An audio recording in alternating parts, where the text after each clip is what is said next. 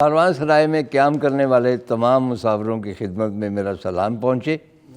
اور آج بھی یہ پشاور سرائے، خواتین و حضرات، دنیا میں جتنے بھی بڑے شہر ہیں ان میں بہت سے لوگ باہر سے آتے ہیں، اجنبی آتے ہیں، طویل مدت قیام کرتے ہیں، لیکن اس کے باوجود وہ ان شہروں کے رنگ میں رنگے نہیں جاتے۔ مطلب کوئی نیو یارکر نہیں ہو جاتا، کوئی لنڈنر نہیں ہو جاتا، کوئی پیرسین نہیں ہو جاتا، وہ ہمیشہ اپنے آبائی شہر کو یاد کرتا ہے، اسی رنگ میں رنگا ہوتا ہے۔ لیکن ایسے شہر جیسے کہ میں نے عرض کیا تھا، جن کی اپنی ایک ثقافت کی ایک لمبی داستان ہو، جس کے پاس اپنے آرکیٹیکچر کے اپنے جو رسوم ہیں ان کی جڑیں بہت ڈیپ تک جاتی ہوں، یہ ایسے شہر ہوتے ہیں کہ اجنبی اگر ان میں داخل ہو اور کچھ عرصہ وہاں پہ قیام کرے تو انہی کے رنگ میں رنگا جاتا۔ پشاور کی بھی یہی خوبی ہے کہ یہاں داخل ہونے کے کئی راستے ہیں، باہر نکلنے کا کوئی راستہ نہیں ہے۔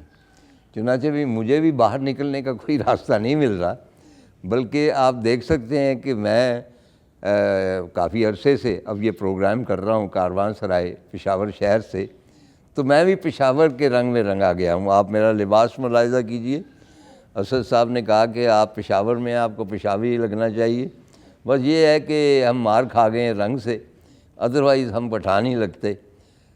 اور آج یہ ایک اسپیشل اوکیزن، اب اس کی تاریخ میں کیا بیان کروں، وہ میرے بزرگ جو یہاں پہ تشریف رکھتے ہیں وہ آپ کو اس کے بارے میں معلومات دیں گے، لیکن مختصر یہ کہ مختلف جو تاریخی شہر ہوتے ہیں، مثلا لاہور ہے، لاہور میں حویلی دھیان سنگھ ہے، بڑی شاندار حویلی، ایک لال حویلی ہے، اس کے بعد حویلی نونہال سنگھ ہے، بہت خوبصورت ہے۔ چنانچہ ریفرنس جو ہوتے ہیں، کلچرل ریفرنس خاص طور پہ اور آرکیٹیکچرل ریفرنس، وہ پرانی جو عمارتیں ہیں ان کے حوالے سے پہچانی جاتی ہیں۔ پشاور اس لحاظ سے خوش نصیب ہے کہ یہاں پہ بہت زیادہ ورائٹی ہے آرکیٹیکچر کی، لیکن صرف لوکل نہیں ہے، اس کے اوپر پورا سینٹرل ایشیا جو ہے وہ اثر انداز ہو رہا ہے۔ یہاں بازار کلاں ہے ایک، اس کے آگے محلہ سیٹھیاں ہیں، اور یہاں 8 حویلیاں ہیں سیٹھیوں کی، اور اس میں سے ایک میں، اور یہ محلہ سیٹھیاں بھی کہلاتا ہے، اس میں سے ایک کے سین میں آج بیٹھا ہوا ہوں، اور میں چاہتا ہوں کہ تھوڑی سی گفتگو ہم اس حویلی کے در و دیوار کے بارے میں کریں کہ یہ کب تعمیر ہوئی، اس کا بیک گراؤنڈ کیا ہے، کون سے لوگ تھے ایسے جنہوں نے آج سے 150-200 برس پیشتر اتنی محل نما جو حویلیاں ہیں وہ تعمیر کیں، اور وہ کرتے کیا تھے، ان کا بیسک پروفیشن کیا تھا۔ تو ہمارے ساتھ تشریف رکھتے ہیں غلام دستگیر صاحب، سیٹھی ہیں آبویسلی، اور بینکر رہے ہیں۔ ان کے ساتھ بہت ہی محترم میرے دوست اسد صاحب کے والد صاحب ہیں، جناب غیور سیٹھی صاحب، یہ بھی کاروبار میں رہے ہیں، افغانستان کے ساتھ ان کا بڑا وسیع کاروبار تھا۔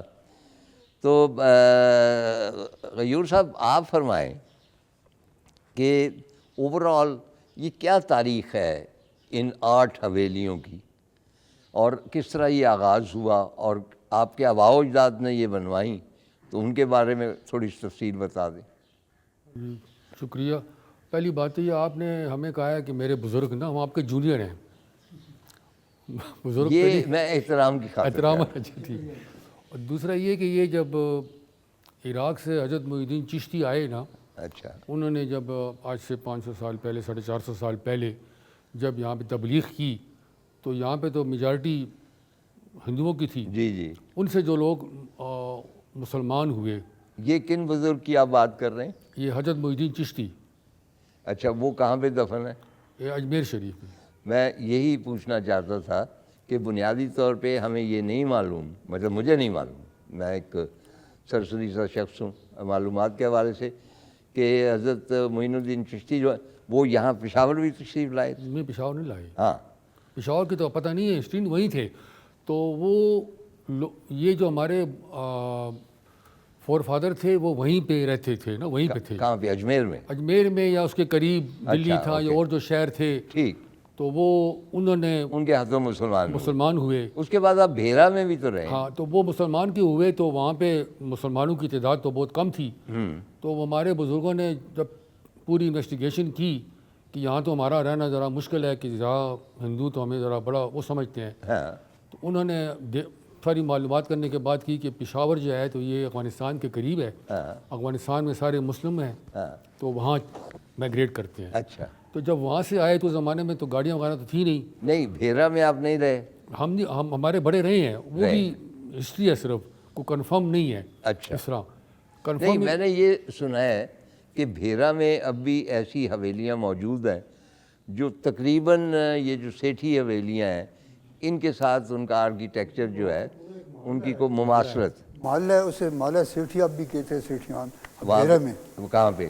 بیرہ میں جی، بھیرا میں، وہ اچھا، جو موٹر وے پہ آتا ہے 200 سال پہلے وہ وہاں پہ تھے، لیکن وہ پھر جب انہوں نے دیکھا کہ یہاں پہ زیادہ تر یہ قریب ہے، یہاں پٹھان بھی ہیں، وہ مسلم ہیں افغانستان سے ہو کے آئے ہوئے ہیں، تو انہوں نے یہاں ہجرت کی۔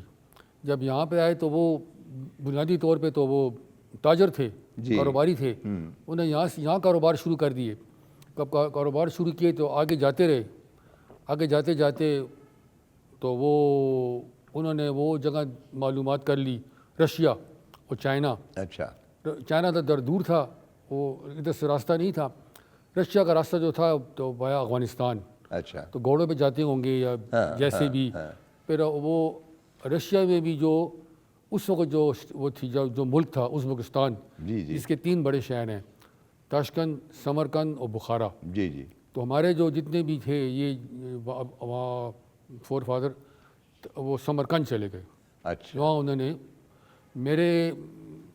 ہماری پیدائش سے بہت پہلے میرے دادا اور میرے نانا یہاں پہ تھے دونوں، تو دونوں فرسٹ کزن تھے، دونوں تاجر تھے، دونوں وہاں پہ گئے اچھا، کس سمرقند۔ قسم کی تجارت کرتے تھے؟